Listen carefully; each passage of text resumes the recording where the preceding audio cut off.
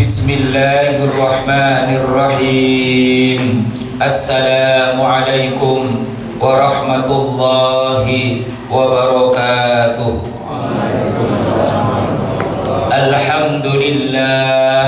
Alhamdulillahilladzi amarna bil ittihad wal i'tisam bihablillahil matin. Nashhadu an la ilaha illallah iyyahu na'budu wa iyyahu nasta'in. Wa nusalli wa nusallimu ala nabiyyina Muhammadin sallallahu alaihi wasallam al-mab'utsu rahmatan lil alamin. Allahumma arhamna bil Qur'an waj'alhu lana imama wa nuran wa hudan wa rahmah. Allahumma dzakkirna minhu ma nasina wa 'allimna minhu ma jahilna warzuqna tilawatahu ana al-laili wa atrafan nahar waj'alhu lana hujjatan ya rabbal alamin. Allahumma inna nas'aluka ilman nafi'a wa rizqan wasi'a wa shifaan min kulli da'in birahmatika ya arhamar rahimin. Allahumma faqihna fid din wa 'allimna at-ta'wil birahmatika ya arhamar rahimin. Amin amin ya rabbal alamin.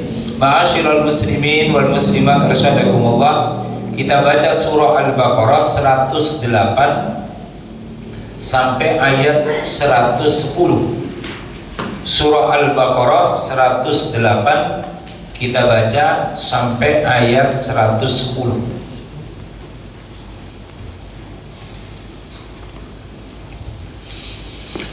A'udzu billahi minasy syaithanir rajim.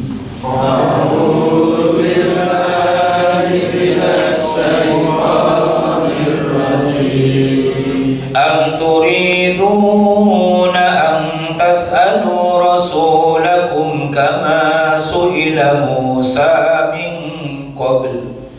Am turiduna an tas'alu rasulakum kama su'ila Musa min qabl.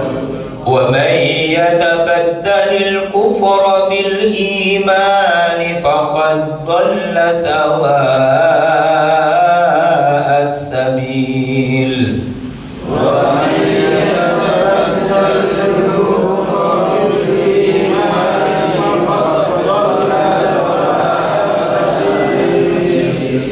Wadda katsirun min ahlil kitabi law yaruddunakum min ba'di imanikum.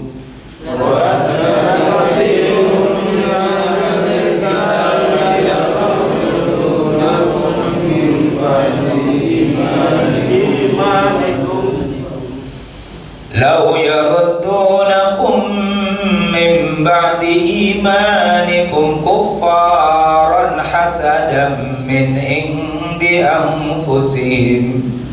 Law yaruddunakum min ba'di imanikum kuffaran hasadan min ba'di ma tabayyana lahumul haqq.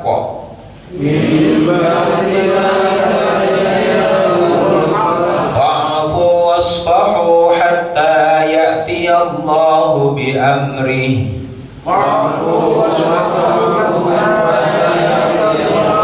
Inna Allaha ala kulli syai'in qadir. Wa aqimus salata wa atuz zakah. Wa ma tuqaddimu li anfusikum min khairin tajiduhu indallah.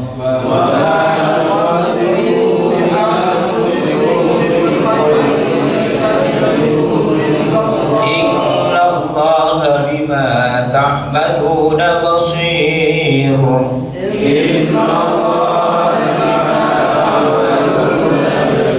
Kita terjemahkan secara lafdiyah ayat 108. Am turiduna, ataukah kalian menginginkan, antas'alu, untuk meminta,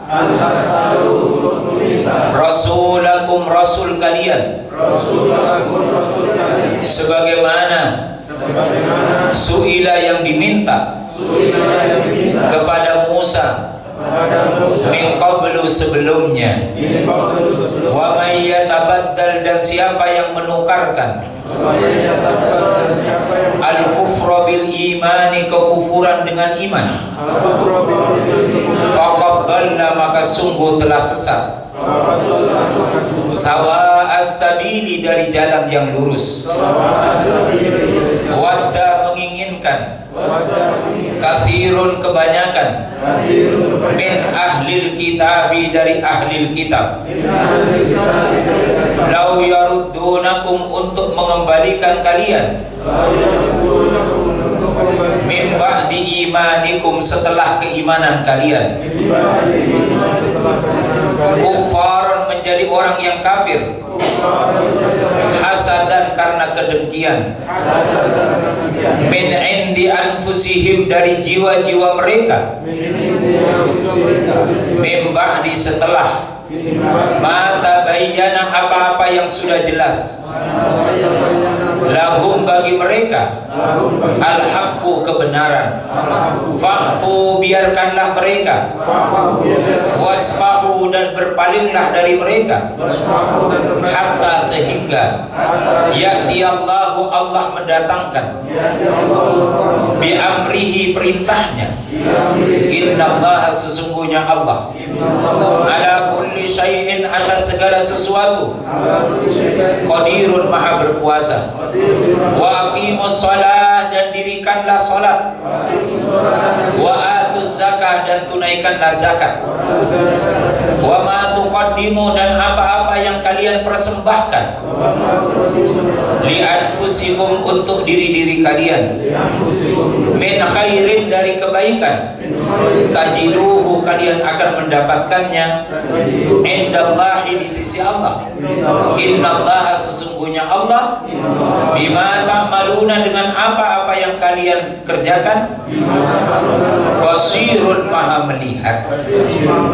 Bapak Ibu yang dimuliakan Allah Subhanahu wa taala, jadi Allah sudah menyatakan di dalam surah Al-Baqarah tentang Bani Israel, faddalna 'alal 'alamin, bahwa Bani Israel itu oleh Allah diberikan kelebihan baik pada kecerdasan akal mereka maupun perlakuan Allah kepada mereka, terutama ketika mereka dipimpin oleh Nabiullah Musa alaihissalam. Karena Bani Israel Laut Merah membelah, benar tak? Ketika dikejar oleh Fir'aun, mundur dibunuh oleh Fir'aun, maju tenggelam, mati tenggelam. Maka dalam keadaan kepepet itulah Allah perintahkan untuk memukulkan tongkatnya, lalu Laut Merah itu membelah untuk Bani Israel. Nah, ketika berada di tengah-tengah padang teh, mereka kelaparan, kehausan, mereka minta awan tipis, dikirim oleh Allah awan tipis. Mereka lapar, dikirim al-manna wassalwa. Tetapi karena setiap permintaannya selalu dikabulkan, dimudahkan oleh Allah, permintaannya terus melonjak, minta ketemu langsung dengan Allah. Jadi minta melihat Allah dengan mata telanjang. Lalu oleh Allah didatangkanlah petir yang amat sangat keras yang menyebabkan mereka luluh lantak. Kalau bertemu dengan petir saja mereka tidak mampu, apalagi bertemu dengan Allah Subhanahu wa taala.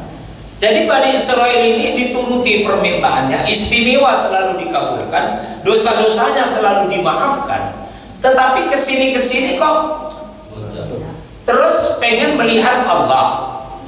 Dua, ketika Nabi Musa turun dari puncak Bukit Tursina, mereka minta diizinkan untuk menyembah patung anak sapi. Oleh karena itulah Bapak Ibu sekalian yang dimuliakan oleh Allah Subhanahu wa taala, walaupun Bani Israel itu diberikan kemuliaan oleh Allah di muka bumi, tetapi justru karena kelebihan yang mereka miliki, justru mereka ingkar kepada Allah, maka oleh Allah mereka dilaknat. Tetapi Bapak Ibu sekalian, di mata kaum muslimin pada saat Rasulullah mengajarkan Islam kepada mereka. Lalu kemudian para sahabat ini membanding-bandingkan orang Islam dengan Bani Israel. Kok istiwa betul Bani Israel lapar langsung diturunkan manna wassalwa. Lalu kenapa kami tidak? Mereka berbuat dosa, mereka gampang sekali diberikan ampunan, sementara kami harus melakukan taubat, harus mandi taubat, harus sholat taubat dan lain sebagainya. Sehingga kemudian Allah Subhanahu wa taala menyampaikan surah Al-Baqarah untuk menegur para sahabat yang mempertanyakan ajaran syariat, seakan-akan syariat Islam itu masih lebih rendah dibandingkan dengan apa yang dijalani oleh Bani Israel. Am turiduna an tas'alu rasulakum kama su'ila Musa min qabl. Apakah kalian menginginkan untuk meminta kepada Rasulmu, yaitu Nabi Muhammad SAW, sebagaimana yang diminta dulu Bani Israel kepada Nabi Musa alaihissalam min qablu sebelumnya? Maka itu permintaan yang tidak pantas. Artinya Islam ini tidak usah dibanding-bandingkan, tetapi kalau kita kembali kepada Al-Quranul Karim, maka sisi kebahagiaan kita di dunia pasti akan dipenuhi oleh Al-Quran. Maka Allah menyatakan wa basyiril ladzina amanu wa amilus solihati anna lahum jannatin.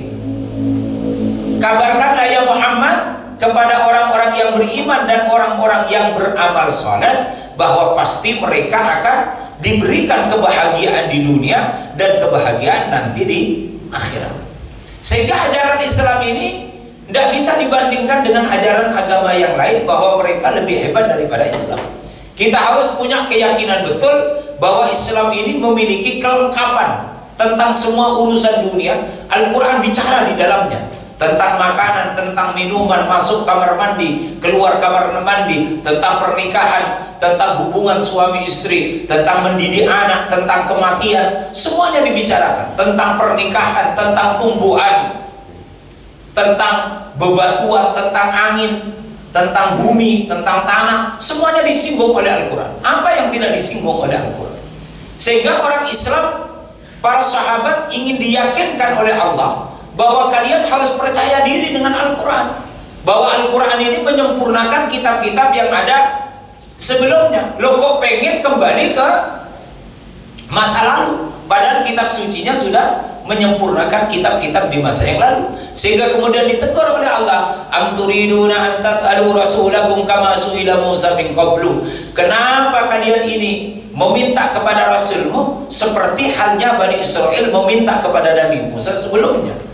Nah, itu makna yang pertama. Jadi membandingkan Islam dengan Bani Israel, maka Allah ingin mengatakan bahwa Quran ini sudah memiliki kesempurnaan, kafah. Allah sudah menyatakan al-yauma akmaltu lakum dinakum. Pada hari ini sudah saya sempurnakan agama yang kamu anut. Sehingga tidak usah lagi ngelirik-lirik dengan rumah tetangga.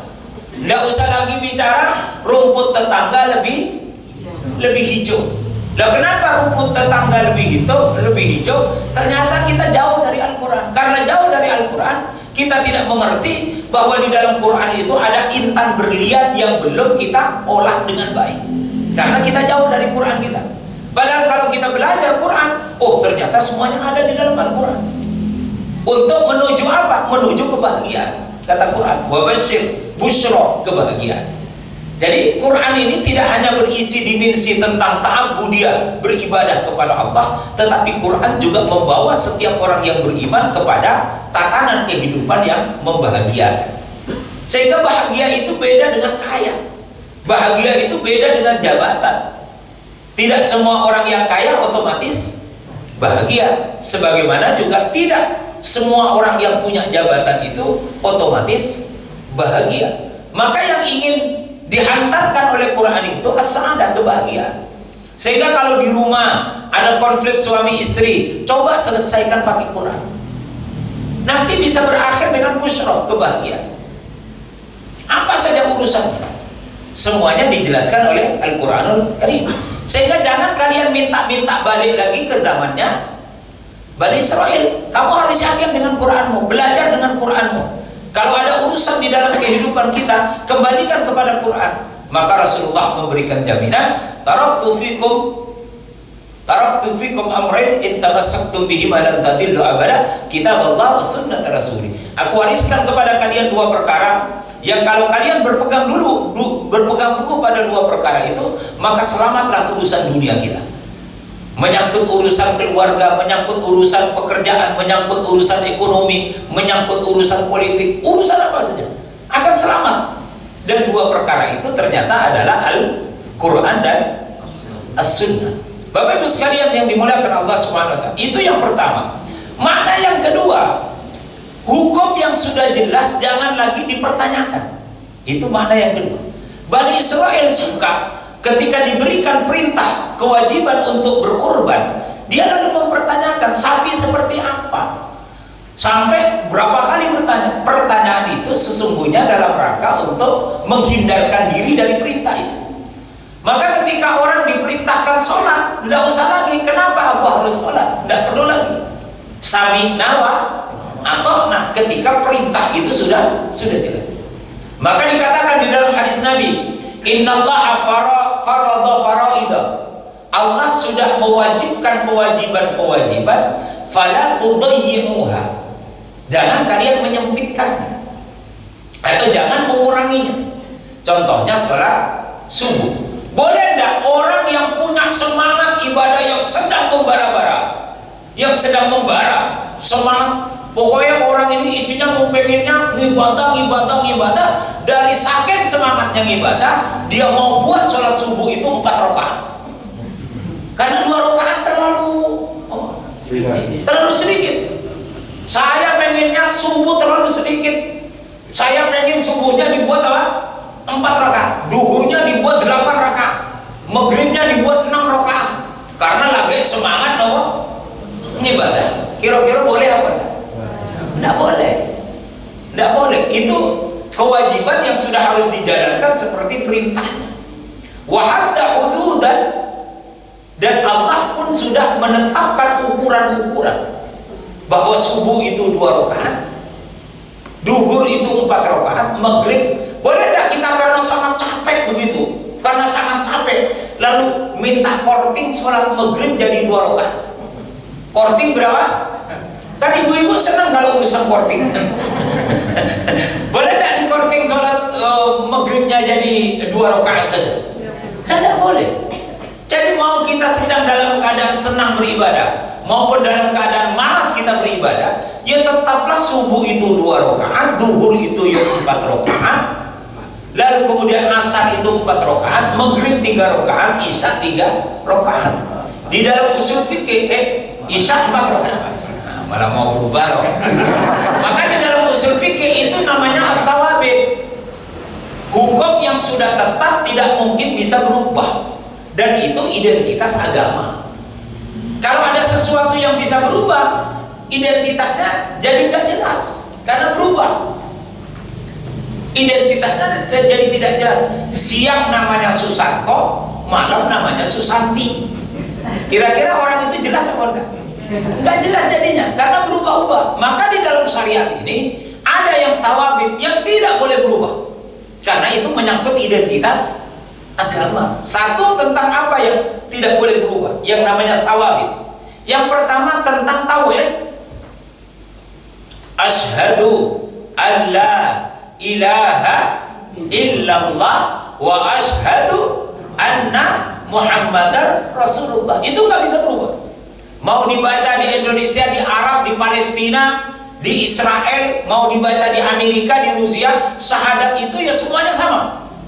Karena itu thawabit, itu wajahnya agama, itu identitasnya agama. Itu yang pertama, yang nggak boleh berubah. Yang kedua, tentang apa yang tidak boleh berubah? Tentang ibadah mahdhah. Bahwa pelaksanaan ibadah haji wukuf itu tanggal 9 Dzulhijjah. Bahwa Ka'bah itu di Makkah sana. Boleh nggak kita buat franchise Ka'bah di Boyolali? Kan nggak boleh tuh. Itu sawabit. Yang namanya sholat itu 5 waktu sehari semalam, itu sawabit. Boleh dijamak. Tapi sholat 5 waktu itu sesuatu yang nggak bisa berubah. Itu ibadah mahdhah. Sholat duhur 4 rakaat, maghrib 3 itu ibadah mahdhah. Nah, itu tidak boleh berubah. Itu namanya yang tawabit. Lalu yang ketiga tentang apa? Yang ketiga tentang intisari akhlak atau intisari moral. Contohnya apa?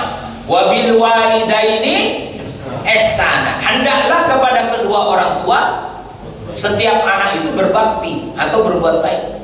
Nah, hukum berbakti kepada orang tua itu thawabit, tidak bisa dirubah. Sampai kapan? Dia sampai sepanjang masa. Itu tidak bisa berubah. Yang namanya anak itu ya harus berbakti kepada orang tua. Karena orang tua dia yang melahirkan, yang menyebabkan kita lahir ke muka bumi, yang mengasuh kita sampai kita dewasa. Dan suatu saat nanti anak itu pun jadi orang tua. Dia bekerja dapat gaji. Orang tua yang melahirkan ketika anaknya sudah bekerja, dia sudah masuk usia 60 tahun ke atas. Udah apa? Udah sepuh. Coba yang 60 tahun ke atas mana? Sini, yang 60 tahun. Jadi kan 50 berapa, Pak? Hah? 70. Oh, udah 70. 60 tahun ke atas. Maka sudah berganti tuh. Jadi pendulum waktu sudah berubah. Orang tuanya sudah 60 tahun, sudah pensiun dari bekerja. Sudah tidak lagi punya penghasilan seperti dulu. Kalau dia orang PNS masih dapat pensiunan. Kalau swasta, dia sudah tidak lagi. Maka ketika dulu anaknya masih remaja kecil sampai dewasa sebelum menikah, orang tua yang memberikan biaya kepada dia, pendidikannya, makan minumnya, gizinya. Tetapi ketika orang tuanya sudah masuk usia 60 tahun ke atas, maka orang tua itu sudah berpindah tanggung jawabnya menjadi tanggung jawab anak. Seperti orang tua punya tanggung jawab kepada anak. Ketika orang tua sudah 60 tahun ke atas, sudah berhenti bekerja, sudah tidak lagi punya penghasilan, sejak 60 tahun ke atas itu tanggung jawab memelihara orang tua itu jatuh kepada anak. Maka kalau orang tua di umur 60 tahun ke atas, mohon maaf, kemudian terlantar, tidak terpelihara dengan baik, besok yang dihisap oleh Allah ya anaknya. Nah, ini kadang-kadang anak nggak paham ini, Pak. Pengennya jadi anak terus menerus, padahal orang tuanya sekarang sudah berbeda, sudah tidak lagi bekerja, udah tidak dapat lagi gaji. Maka Rasulullah di dalam sabdanya tentang rezeki anak, man sa'a halalan liya'iffa walidayhi fa huwa fi sabilillah. Kalau seorang anak bekerja, lalu dia alokasikan sebagian dari gajinya untuk kedua orang tuanya, maka pekerjaan anak itu dihitung sebagai ibadah kepada Allah. Terutama ketika orang tuanya sudah sepuh, sudah nggak lagi bisa bekerja untuk mencari. Nah, kadang-kadang masih udah 65 tahun, 69 tahun masih ngejreng-ngejreng di perempatan jalan. Jatuh di UMS itu loh, nggak usah jauh-jauh. Itu orang sepuh. Saya bayangkan anaknya siapa ya? Seharusnya sudah nggak boleh lagi. Dia sudah harus ditimang-timang oleh anaknya. Ketika dia sudah masuk usia senja 60 tahun ke atas, dia kan psikologinya udah berubah menjadi seperti anak, kata Quran. Dulu dia lahir dalam keadaan lemah, lalu menjadi kuat, nanti akan balik lagi menjadi lemah. Yaitu ketika orang tua kita masuk usia lemah. Itu berapa tuh, Pak? Nih hadis Nabi kan aqdarallah sittina sana, 60 tahun. Itu mulai 60 tahun. 60 tahun itu masih bisa main futsal, Pak. 60 tahun. Kan sudah menurun ya 60 tahun. Saya belum 60 tahun, tapi kaki saya mulai rotok. Baru 50 tahun aja udah rotok karatan apa gimana? 60 tahun ke atas. Maka anak ini harus ngerti bahwa suatu saat nanti orang tuanya akan berhenti bekerja, dan memang harus berhenti bekerja karena memang fisiknya sudah tidak lagi memadai. Masa orang tua 65 tahun saya menjaga parkir, ngangkat sepeda motor, hujan-hujan masih nopo? Kan itu ngeri betul itu. Seharusnya anaknya sudah datang untuk menyelamatkan dia, jangan lagi bekerja pada posisi umur yang memang sudah mohon Pak, jenengan di rumah mawon, saya yang biayai jenengan. Maka kata Rasulullah, sebagian dari gaji yang diperoleh oleh seorang anak, maka harus ada alokasi yang diberikan kepada orang tuanya. Bu, saya udah 60 tahun ke atas, jenengan sebulan dikirimi uang anak jenengan berapa, Bu? Berapa, Bu? Nggak dikirimi. Ini direkam, tolong kasihkan kepada putra putri jenengan. Saya nggak goyang gitu. Ibu saya udah 69, memang nggak saya kirimi tiap bulan. Nah, karena ibu saya masih berdagang buka toko sampai sekarang. Saya tanya, Bu, gimana? Nggak usah untuk cucu aja katanya, untuk anak saya saja kan. Karena ibu saya berkecukupan masih buka toko. Tapi tetap saya tanya, seandainya ibu saya posisinya nggak bekerja, lah ibu saya, Bu, ibu saya itu kalau ke Solo kerjaannya itu nopo kamar mandi, duduk-duduk nonton TV, tidur, makan tidur, seperti orang sakit itu loh, Pak. Tapi giliran saya bawa ke Kleber sembuh, langsung saya yang nggak kuat ngikut ibu saya kalau ke Kleber. Jadi saya suruh berhenti jaga toko, itu katanya malah sakit, karena sudah sejak 4 SD beliau itu jaga toko sampai sekarang. Nggak lulus SD ibu saya, tapi saya ini lulus sampai S3, coba bayangkan. Dan ibu saya itu memberikan anak-anaknya minimal 1 rumah 1 kebun, anaknya 2. Lah nggak lulus SD saja ngasih warisan untuk anaknya itu minimal 1 rumah 1 kebun, adik saya 2 rumah 1 kebun. Lah gimana saya yang sudah doktor ini untuk memperlakukan anak saya? Seharusnya kan 1 anak 2 rumah saya kasih. Kalau ibu saya ngasih ke saya yang nggak lulus SD, hanya sampai kelas 4 SD saja, setelah itu jaga toko, itu bisa memberi anak-anaknya minimal 1 rumah 1 kebun. Maka saya secara psikologis itu saya mikir, wah kalau begini berarti minimal saya itu punya anak 4, itu 1 anak 1 rumah. Bener apa enggak? Sehingga sebelum saya plus kebunnya itu yang saya sebenarnya mau tukar guling kebun saya di Madura dengan Solo. Sampai hari ini tidak ada yang mau.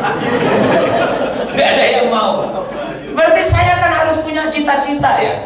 Besok sebelum saya meninggal itu kalau bisa anak saya 4 itu sudah saya beri masing-masing itu 1 rumah. Syukur-syukur 1 kebun. Yang kebun itu susah banget. Memang susah. Maka sudah saya siapkan itu. Saya wes niat kepada Gusti Allah. Rezeki ini dari mana tidak ngerti saya. Wong jadi guru swasta itu ya gajinya berapa? Wes pokoknya niat saya. Pokoknya anak yang 4 dulu. Ibu saya punya anak 2, dua-duanya dikasih rumah, bahkan adik saya 2 rumah, lalu dikasih kebun. Nah saya mau ngasih apa ke anak saya? Karena hadis yang kedua mengatakan, man sa'a halalan liya'ifa'ya lahu fi sabilillah. Siapa orang yang bekerja dari penghasilannya dipakai untuk mencukupi kebutuhan istrinya dan anak-anaknya, maka kerjaan suaminya itu dipandang sebagai ibadah di sisi Allah Subhanahu wa taala. Tapi Rasulullah tidak bicara tentang angka, karena angka itu ya sesuai rembukan masing-masing. Mau berapa? Mau silakan. Saya penting ada alokasinya untuk orang tua dan untuk istri dan anak-anak. Nah ibu saya itu, ya itu tadi seperti saya cerita. Sehingga saya ini sudah berdoa terus-menerus kepada Allah, mudah-mudahan sebelum saya meninggal, besok anak saya menikah, tak kasih rumah 1. 1 berarti kalau anaknya 4, berarti 4. Saya kadang-kadang antara senang tidak senang ya. Istri saya itu hamil 7 kali. Tapi yang hidup itu hanya 4. Seandainya 7-7-nya hidup, berarti saya nyiapkan berapa? 7 rumah. Ya tak? Berarti 4, 5, 6, 3 yang meninggal. Itu 3. Mertua saya 9, niatnya 9 Bu. Niatnya 9. Hamilnya 7 kali. Tapi yang lahir hanya, yang sehat sampai hari ini 4. Ya udah itu disyukuri.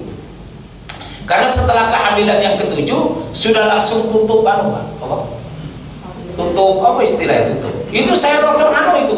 Rotok emosi saya sama dokter itu.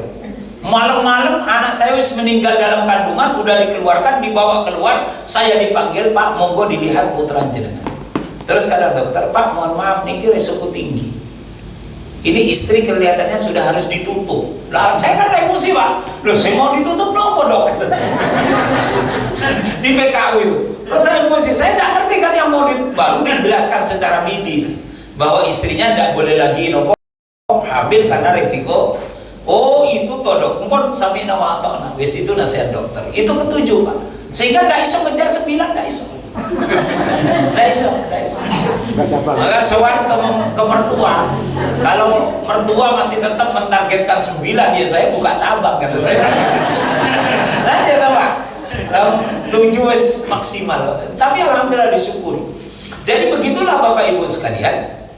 Kita ini diajarkan oleh Allah agar betul-betul kita yakin kepada Quran dan Sunnah. Apa yang sudah menjadi perintah yang tawabit tidak usah dibantah atau diperdebatkan, tapi diperbanyaklah menjadi amalan. Sholat tidak usah didiskusikan, tapi diperbanyaklah amalan tentang sholat. Berbakti pada orang tua tidak usah banyak diskusi, tapi banyaklah untuk mensupport kebutuhan orang tua. Lalu yang ketiga apa? Man sa'ahada liya'iffa nafsahu fa huwa fi sabilillah. Rezeki yang komponen yang ketiga itu dipakai untuk mencukupi kebutuhan pribadi. Kan suami masih butuh dana enggak untuk operasional di jalan, Mas? Masih butuh. Berarti harus ada alokasi untuk suami. Tinggal masalah teknis saja. Apakah langsung dibagi di depan atau hasil kerja suami langsung masuk bendahara keluarga? Kalau ada perusahaan, ada bendahara lain selain bendahara utama, kira-kira masalah apa? Ada nggak masalah? Misalnya ada pendapatan perusahaan lalu dikumpulkan di orang lain, tidak di bendahara, yang punya bisa marah apa enggak? Oh, bisa marah. Nah, kira-kira di keluarga itu yang jadi bendaharanya siapa? Istri. Berarti istri itu punya hak untuk mengelola semua pendapatan suami. Secara teknis loh, tapi monggo loh dirempuk loh ini. Jadi masuk ke istri, nanti tinggal dialokasikan. Oh, 10% untuk ayah anda. Kalau gajinya 10 juta berarti dikirim 1 juta berbulan, dibuka rekeningnya untuk bapak. Lalu untuk keluarga, oh 80%, berarti berapa? 8 juta, berarti tinggal 10%. Bisa nggak? Nggak apa-apa, suami 10% itu nggak ada masalah. Wong mereka ini kadang-kadang dapat insentif kok di tengah jalan kan. Dapat bonus dan lain-lain gitu. Wallahu a'lam bishawab. Begitulah Rasulullah mengajarkan yang tawabit. Tapi di dalam syariat Islam itu ada yang mutaghayyirat. Mutaghayyirat itu orang bisa berkreasi apapun. Pada berkata sakata fi asya'in, Rasulullah mendiamkan sesuatu, tidak ada aturan tentang sesuatu itu. Rahmatun lakum berarti itu rahmat untuk kalian. Kalian silahkan berkreasi. Masalah cocok tanam silahkan berkreasi, perkebunan silahkan berkreasi. Kemudian di dalam manajemen silahkan berkreasi. Di dalam penampilan silahkan berkreasi. Yang tawabit di dalam berpenampilan itu menutup aurat. Tapi modelnya ya silahkan berkreasi. Ya. Mohon maaf ibu-ibu, dari sekian istri Nabi, ada nggak yang berpakaian seperti ibu-ibu di belakang ini? Kelihatannya nggak ada itu. Rasulullah, Abu Bakar As-Siddiq kalau sholat ada nggak pakai seperti jenengan ini, Pak? Ada nggak pakai sarung misalnya seperti kotak-kotak begini? Kan nggak ada, Pak. Maka ini namanya mutaghayyirat, bisa berubah-ubah. Sehingga kemudian ada kaidah usul fiqh mengatakan al-adatu muhakkamatun. Adat kebiasaan, budaya yang tumbuh di tengah-tengah masyarakat, sepanjang dia tidak bertentangan dengan Quran dan Sunnah, muhakkamatun, itu adalah hukum yang mengikat. Dari saking Islam itu bisa dinamis bertemu dengan unsur budaya lokal. Jadi al-adatu muhakkamatun, adat kebiasaan lokal selama tidak bertentangan dengan Quran dan Sunnah itu adalah muhakkamatun, hukum yang mengikat. Artinya boleh ditaati. Sebagaimana taat taatnya orang kepada syariat. Wa may yatabaddalil kufra bil iman, siapa yang membeli kekufuran dengan imannya atau menukarkan imannya dengan kekufuran, faqad dhalla sawa'as sabil, maka sungguh dia telah tersesat dari jalan yang benar. Gimana orang bisa membeli kekufuran dengan iman? Yo, banyak macam-macamnya, Pak. Ada orang menjual iman, membeli kekufuran dengan iman karena perdagangan, dengan menyokat timbangan, dengan dia berbohong, dengan dia memanipulasi. Itu kan sama dengan menjual iman. Orang karena kebutuhan untuk berpuasa, lalu kemudian bermaksiat dengan pimpinannya, itu juga sama. Faqad dhalla sawa'as sabil, dia telah menjual keimanannya, telah membeli kekufuran dengan iman, karena dia berbohong, karena dia berdusta, karena dia menipu, karena dia memanipulasi.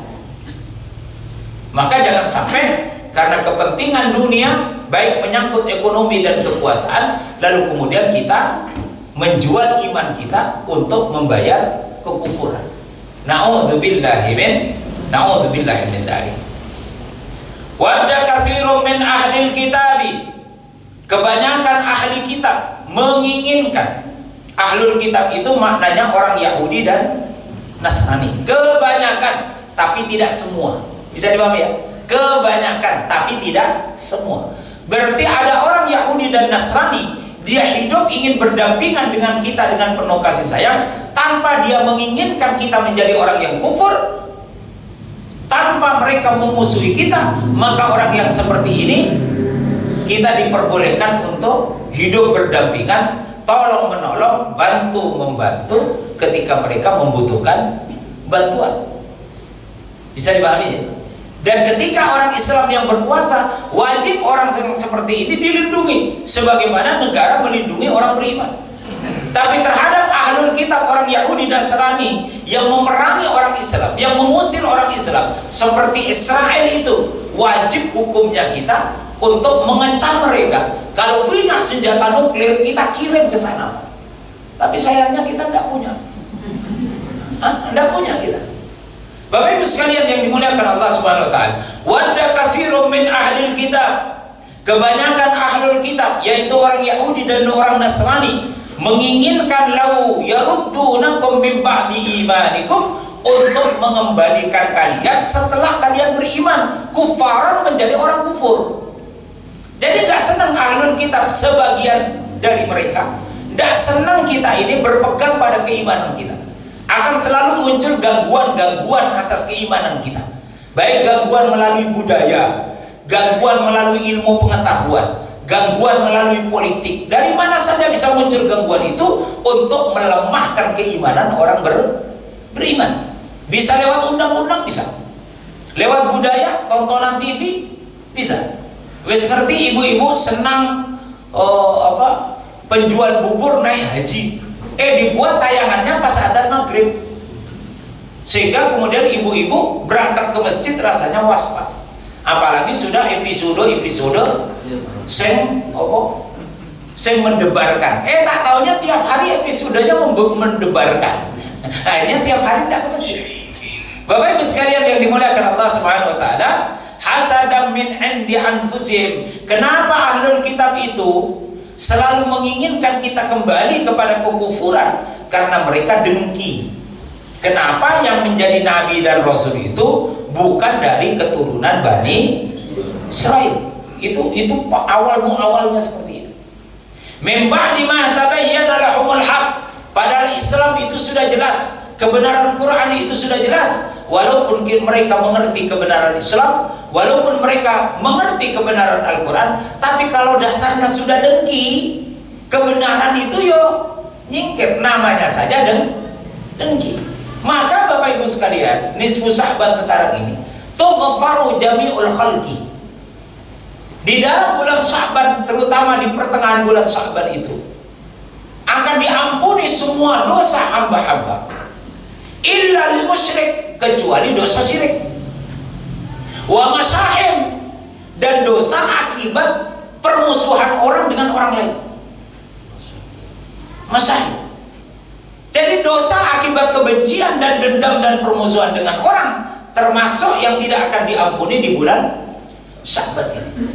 Karena di bulan Sya'ban ini turfa'ul a'malu ila rabbil alamin. Setiap amal-amal kebaikan yang dilakukan di bulan-bulan Sya'ban ini akan diangkat langsung, dilaporkan langsung kepada Allah Subhanahu wa taala.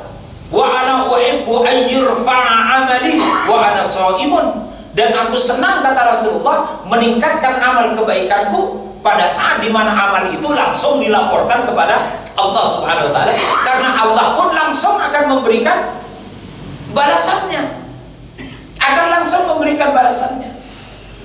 Ini nisfu Sya'ban ini. Lanjut. Maka seharusnya hari ini jenengan berpuasa. Hari apa ini? Hari Senin. Harusnya kalau hari Senin ini belum berpuasa, Kamis besok mulai belajar berpuasa. Jangan nunggu Ramadan, wes mulai puasa, belajar puasa agar besok ketika masuk Ramadan tidak terkejut. Fa'fu, maka biarkanlah orang-orang kufur itu, biarkanlah pengganggu-pengganggu Islam itu. Wasfahu, tetapi waspadalah agar kalian tidak kena hasut oleh mereka, agar kalian tidak diganggu oleh mereka, agar kalian tidak disakiti oleh mereka. Nah ini nih, fa'fu, biarkan aja mereka, nggak usah didatangi pendungan, nggak usah, wis biarkan aja. Tetapi apa? Wasfahu, luruskan barisan, rapatkan barisan. Bangun suasana yang islami di tengah-tengah kampung kita. Itu namanya wasfahu. Siap siaga. Jangan sampai mereka masuk mengganggu anak-anak kita. Jangan sampai mereka masuk mengganggu istri-istri kita. Jangan sampai mereka masuk di tengah-tengah keluarga kita lewat film-film. Gara-gara nyambung Netflix, nontonnya tiap hari film Korea yang isinya minum-minuman keras. Rupanya itu sekarang masuk rumah saya. Udah nggak usah nonton Korea terus, kata saya. Saya Thomas, wong iku yo hiburan.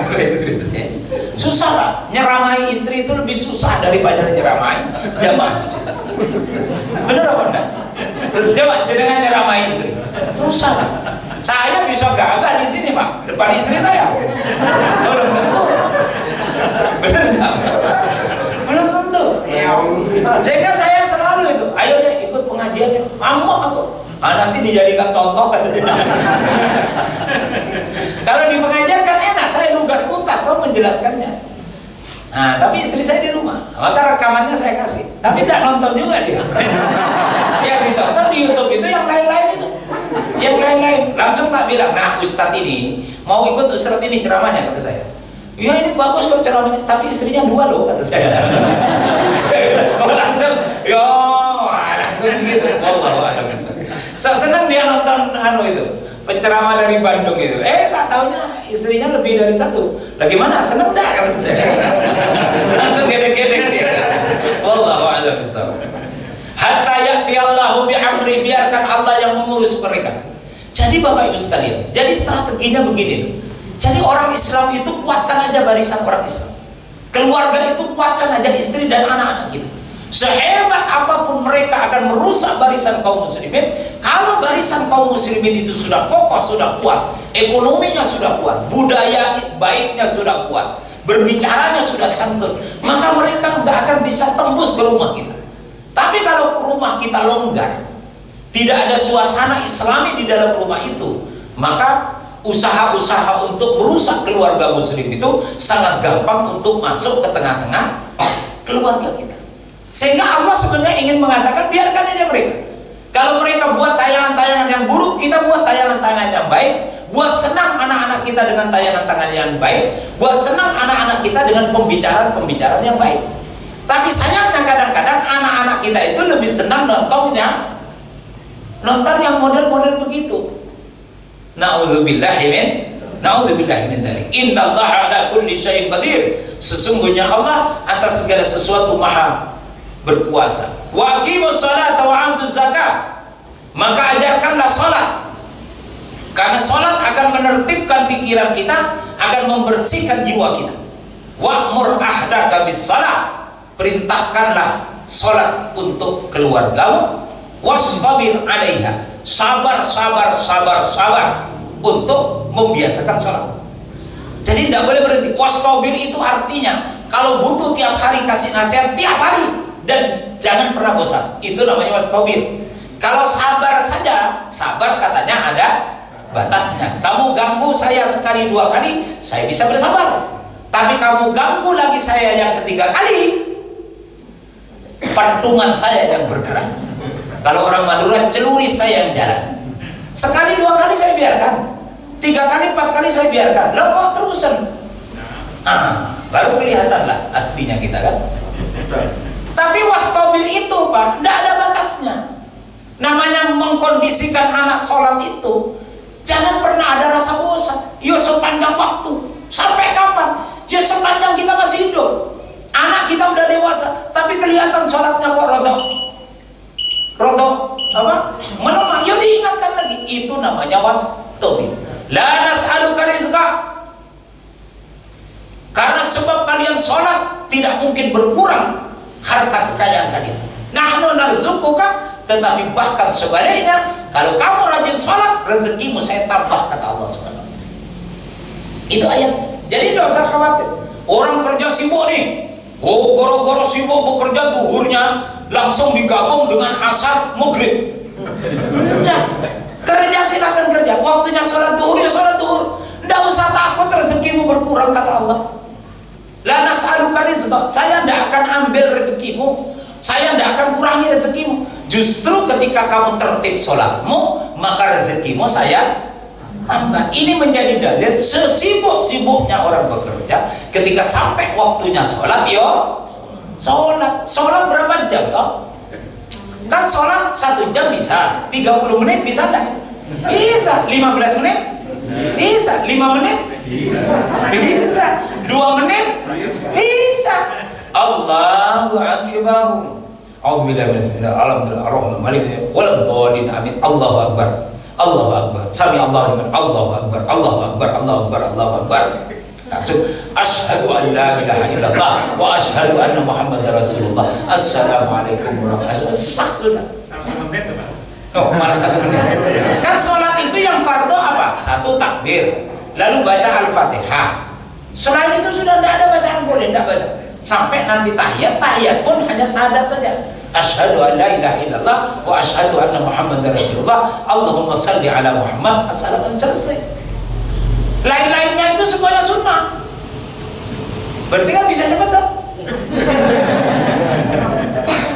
Nah itu caranya, benar tak? Bisa cepat. Tapi ya masa ya begitu tahu? Nah tentu tidak seperti itu. Kita ingin kesempurnaan sholat. Wa ma tuqaddimu li anfusikum min khairin tajiduhu indallah. Setiap perbuatan baik yang kalian lakukan, pasti Allah akan segera memberikan balasan atas kebaikan yang kalian lakukan. Innallaha bima ta'maluna basir. Sesungguhnya Allah dengan apa yang kalian kerjakan Maha melihat. Pun tidak usah merasa kalau kita berbuat baik itu untuk orang lain, tidak. Itu untuk diri kita sendiri. Ada orang fakir, orang miskin, kita kasih bantuan. Bukan kita yang membantu dia, tapi kita membantu diri kita sendiri. Karena dengan kita memberi bantuan orang miskin, Allah memberikan ganti kepada kita berapa kali lipat? 7 kali lipat, 70 kali lipat, 700 kali lipat, atau sampai pada kelipatan yang tak terbatas. Bisa dipahami ya? Jadi jangan menganggap kalau kita berbuat baik kepada seseorang itu kebaikan kita kepada dia, tapi sebenarnya perbuatan baik kita untuk diri kita sendiri. Itu saja yang bisa kami sampaikan, kurang lebihnya mohon maaf. Kalau ada pertanyaan monggo 1 saja. Kalau ada, saya kira nggak ada ya. A'udzubillahi minasyaitonir rajim. Bismillahirrahmanirrahim. Hamdan syakirin, hamdan na'imin, hamdan yuwaffi ni'amahu wa yukafi mazidah. Rabbana lakal hamdu kama yanbaghi li jalali wajhikal karim wa 'azimi sultanik. Birahmatika ya arhamar rahimin. Allahumma rabbana la tuzigh qulubana ba'da idh hadaitana wa hab lana min ladunka rahmah innaka antal wahhab. Birahmatika ya arhamar rahimin. Allahumma kfina bihalalika an haramik wa aghnina bi fadlika amman siwak. اللهم لا سهل إلا ما جعلته سهلا وأنت تجعل الحزن إذا شئت سهلا برحمتك يا أرحم الراحمين. اللهم ربنا آتنا في الدنيا حسنة وفي الآخرة حسنة وقنا عذاب النار وقنا عذاب النار وقنا عذاب النار وأدخلنا الجنة مع الأبرار يا عزيز يا غفار برحمتك يا أرحم الراحمين. سبحان ربك رب العزة عما يصفون وسلام على المرسلين والحمد لله رب العالمين. Amin amin ya rabbal alamin. Demikian yang bisa kami sampaikan, kurang lebihnya mohon maaf. Billahi taufik wal hidayah. Wassalamualaikum warahmatullahi wabarakatuh.